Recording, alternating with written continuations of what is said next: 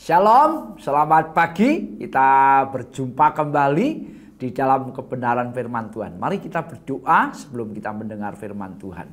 Bapa, kami naikkan syukur kami ke hadapan-Mu buat pagi hari ini. Oleh anugerah-Mu kembali Tuhan, kami menerima berkat yang terbaik di dalam kehidupan kami, yaitu kebenaran-Mu. Mari Roh Kudus urapi kami, urapi telinga kami, hati kami, supaya kami menangkap akan isi hati Tuhan lewat kebenaran pagi hari ini. Terima kasih Bapak, kami bersyukur hanya di dalam nama Tuhan Yesus. Amin. Mari kita buka di dalam kitab Yeremia pasal 1 ayat 11 dan 12. Saya akan bacakan saudaraku ya. Sesudah itu firman Tuhan datang kepadaku, bunyinya, apakah yang kau lihat hai Yeremia? Jawabku, aku melihat sebatang dahan pohon badam. Lalu firman Tuhan kepadaku, baik penglihatanmu, sebab aku siap sedia untuk melaksanakan firman-Ku, kata Tuhan ya. Jadi waktu saya membaca ini ada satu perkataan yang luar biasa yang dinyatakan oleh Tuhan kepada Yeremia, saudaraku ya. Saya ulang ayat 12. Lalu firman Tuhan kepadaku, baik penglihatanmu.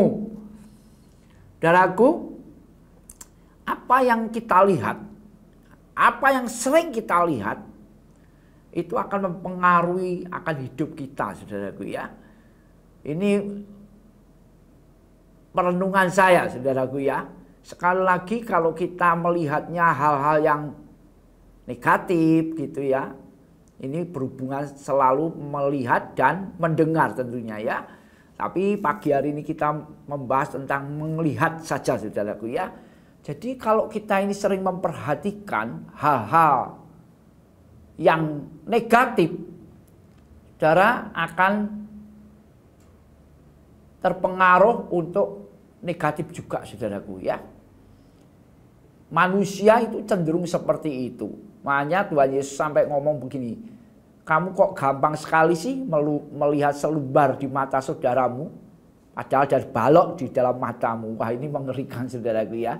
Lah hidup kita ini, kalau kita tidak hati-hati menggunakan mata yang Tuhan berikan, kita akan merusak diri sendiri, saudaraku ya.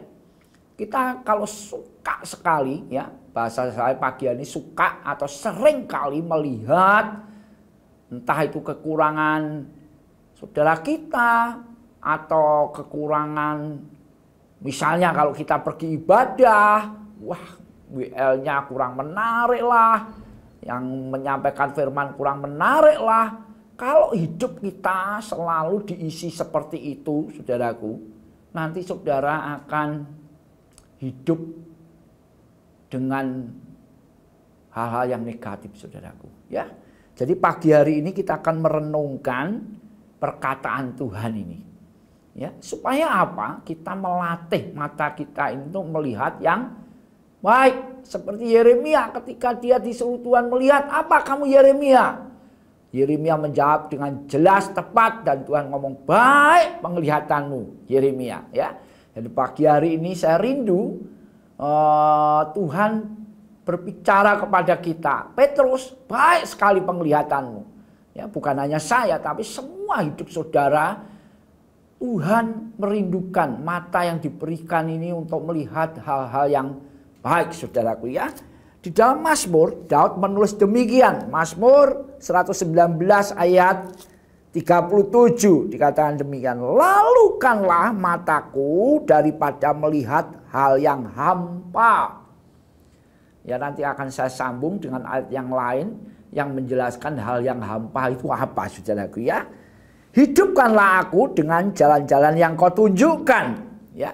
Jadi Daud ini karena dia sering ya dekat dengan Tuhan, dia dapat pewahyuan yang luar biasa, dan ini menjadi doa kerinduan hatinya, yaitu dia mengatakan, lalukanlah mataku daripada melihat hal yang hampa ya. Nanti kita akan merenungkan satu ayat lagi yang menggambarkan hal yang hampa itu apa, saudaraku ya. Mari kita buka di dalam Ibrani pasal 12, saudaraku ya. Demikian kata firman Tuhan, Ibrani 12 ayat 1 dan 2 ya. Karena kita mempunyai banyak saksi bagaikan awan yang mengelilingi kita, marilah kita menanggalkan semua beban dan dosa yang begitu merintangi kita, dan berlomba dengan tekun dalam perlombaan yang diwajibkan bagi kita. Marilah kita melakukannya dengan mata yang tertuju kepada Yesus. Jadi ini penting, saudaraku ya. Kalau saudara dan saya tidak memandang Yesus, nanti saudara memandang yang lain, lah itulah hal-hal yang hampa, saudaraku ya. Yang memimpin kita dalam iman dan yang membawa iman kita itu kepada kesempurnaan. Hal-hal yang hampa pasti tidak akan menimbulkan iman, saudaraku. Ya, saya waktu merenungkan, kenapa sih penulis Ibrani ayat pertamanya menggambarkan dengan jelas bahwa hidup kita ini di dalam perlombaan. Tinggalkan semua beban dan dosa. Ya, di dalam perlombaan itu banyak halangan dan saudara melepaskan itu ya, saudaraku. Tapi syarat selanjutnya adalah mengarahkan mata kita kepada Yesus Tuhan. Kenapa? Karena ayat selanjutnya mengatakan ya, yang memimpin kita dalam iman dan yang membawa iman kita itu kepada kesempurnaan.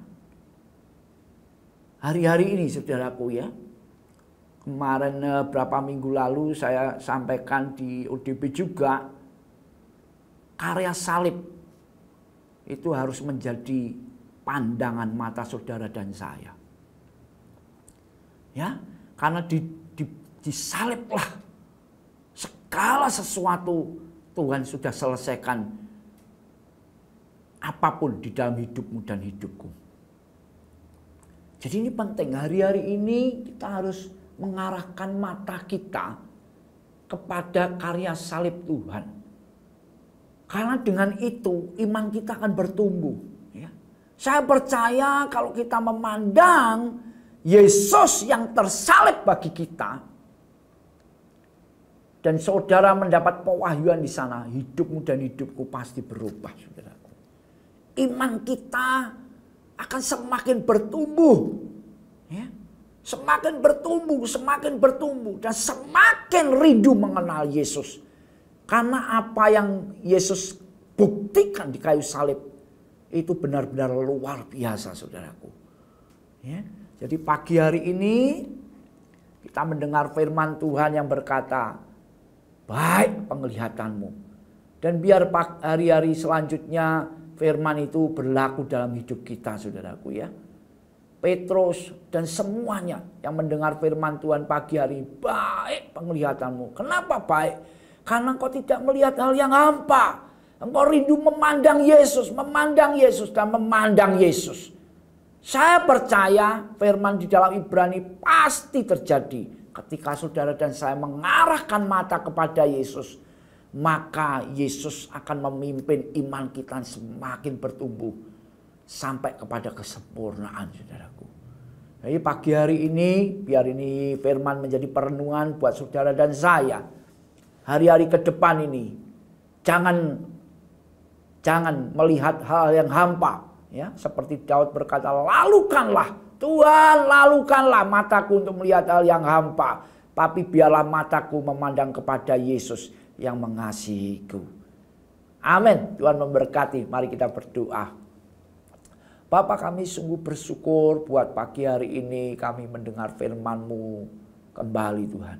Kami berdoa, Hamba-Mu berdoa supaya hari-hari ke depan ini Tuhan, mata kami hanya tertuju kepada salib, di mana Yesus mati ganti kami, di mana Yesus mengasihi kami dengan membuktikan dirinya tersalib bagi kami. Tuhan, tolong kami, Roh Kudus pimpin kami ke depan, karena kami merindukan janji firman-Mu ini tergenapi dalam hidup kami. Iman kami bertumbuh sampai kepada kesempurnaan. Terima kasih Bapa, di dalam nama Tuhan Yesus. kami berdoa. Amin. Tuhan memberkati.